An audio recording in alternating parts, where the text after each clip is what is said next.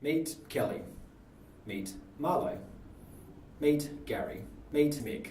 The problem we're trying to solve is congestion in Noosa.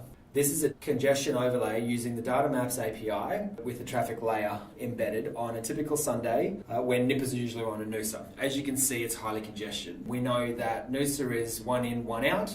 So using Parisian Hub as an example, we've set up an automatic visual detection system that tells us when a car's come in and a car's come out. We know how much capacity we have in the car park, so we can easily determine whether there's space available. Positioning this type of technology in a variety of places, say for example in Noosa, will allow us to create an app which will allow someone to highlight the areas of parking and to see whether there is capacity available. So if we have a look down at the digital hub, we can see, yes, we have capacity, but because we've got some AI in place, we can see that it's going to fill up in 10 minutes. So we better get there pretty quick. Later on, we can click on it, and with some AI, we can see that it's going to be empty pretty quick in about 10 minutes, so we can place ourselves accordingly. With this, we can hook into other systems that allows us to show things like where electric bikes are available and determine whether we can choose to make active transport instead of parking somewhere in Noosa. We can also hook into the public transport API and show the bus network as well. Here's a typical example of someone who is using the system. He has chosen to use an active transport instead of a parking system and riding in. What a good man for using active transport and saving the environment and not causing congestion in Noosa. Having access to this type of data allows us to send automatic notifications.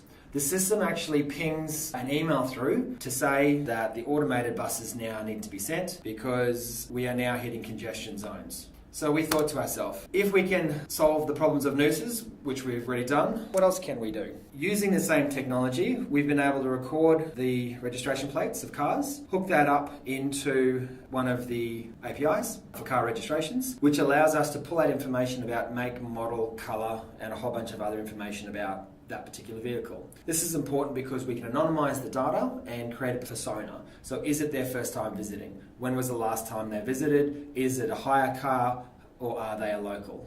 When we have that type of information and we can see a car come through and register it, we can pretty much display appropriate messaging to that person because it's the first time they've come here. As they're leaving Noosa, we can then use messaging boards to show information to say, see you later.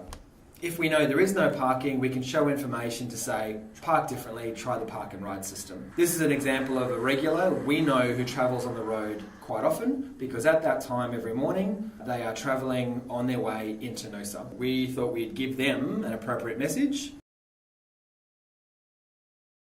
Since we had all this information and can create a persona, which helps not only with collecting car park traffic, we thought, could we take this one step further? Can we actually count the passengers in the car? So we took the AI recognition technology and ran it through some other algorithms to determine whether we could detect the number of people in the car, which we were successfully able to do, which shows us that we can not only get the type, make and model, but also count how many passengers are coming in. This hooked in with the information provided from Noosa Council and some of the other Sunshine Coast APIs allows us to give live data on population to track immigration and allow tourism to get an accurate reflection of how many people are coming in to Noosa.